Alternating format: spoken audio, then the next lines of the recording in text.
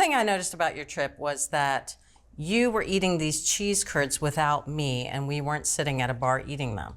Right. Well, if it makes you feel any better, I was sitting at a bar eating them with a whole bunch of new friends. But I'm here with you now, so we're going to have a good time. Doesn't make me feel better, but you've got some making up to do. This will make you feel better. Okay. So these are fresh cheese curds. And just to explain, cheese curds are basically unaged cheese.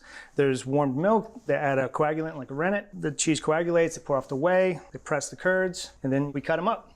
Now, because we're going to drop these into a hot deep fryer later on, we're going to need to freeze them. So as soon as they hit the hot oil, they don't start to melt immediately.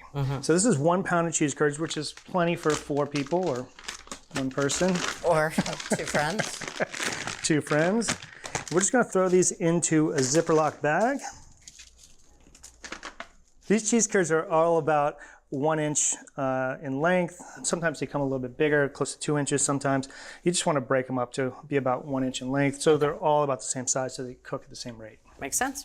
So we put these in a Ziploc bag, and we are going to freeze these for at least 2 hours, but you can really leave them in your freezer for a full month. Okay. Anytime I had cheese curds in Wisconsin, they were always accompanied by ranch dressing. It's the law. It's written in the Constitution. We're going to make our own ranch dressing today. We're going to start off with our fresh herbs. It's a combination of chives, cilantro, and dill. We're going to use 2 tablespoons of thinly sliced chives. And then we're going to use some cilantro. So we're looking for 2 tablespoons here. Our cilantro. 1 tablespoon of dill. And that is about a tablespoon.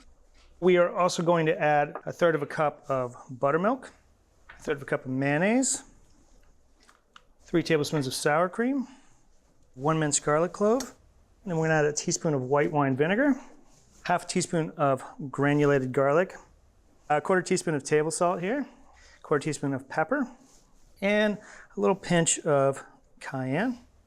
And we'll just whisk this all together. We're going to refrigerate our ranch dressing, and we're going to throw our curds into the freezer.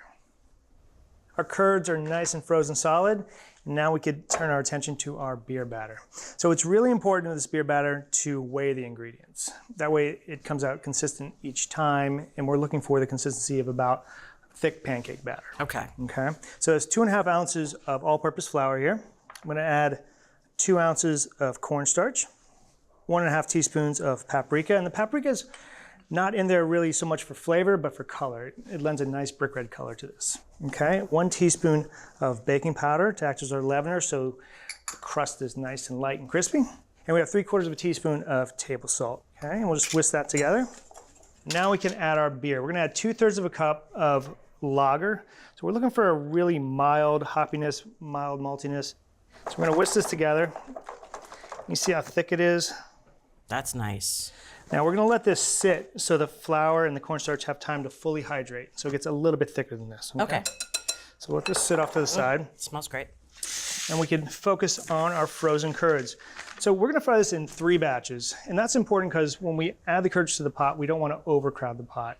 We're also going to do a special technique where we batter each of the batches of curds in a bowl separately. I'll explain more about that in a second. But for right now, we're going to divide these into 3 equal portions. So we have a pound of cheese curds here, so that comes out to about 5 1/3 ounces per bowl, give or take. We have our curds portion out there. We have oil heating up over here. It's almost up to 350 degrees. You can see our batter starting to thicken up nicely. So typically, whenever you're frying something, you take the food and you drop it into the larger amount of batter, you pull it out, and you drop it in the oil. What I learned from Joe and Kurt is that they take a little bit of batter and they coat each bowl of curds separately, so it just barely coats the curds. That way you don't have a lot of excess batter clinging to the curds. You don't have a lot of excess batter floating in the hot oil. We're going to take 1/4 cup of our batter and drop 1/4 cup into each one of these bowls.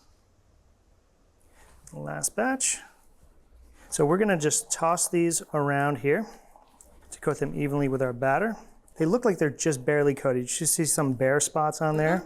I mean, they're well coated, but they're not sitting in a pool of coating. Right, and it's gonna make a difference when you drop it in the oil. So our curds are nice and evenly coated. Now to drop these in the oil, we're gonna work carefully. We're gonna get the bowl very close to the oil, and we're gonna use a little dinner spoon. And we're just gonna slide the curds right into the hot oil. So as soon as the last one goes in there, We're gonna start our timer for anywhere between 60 and 90 seconds. We don't wanna disturb these as they cook. Now, as they start to come to the surface and they start to spring little tiny pinhole leaks, you know they are about done. They're nice and golden brown. So we can lift them out with our spider. Just slide them right onto a wire rack. So awesome. Those look perfect. Don't they? So we're gonna let the oil return to 350 degrees because we only fry them for 90 seconds. We wanna make sure the oil is at peak temperature and those curds fry up nice and crisp really quickly. Bridget, I know this is gonna be the highlight of your day. It's the highlight of mine.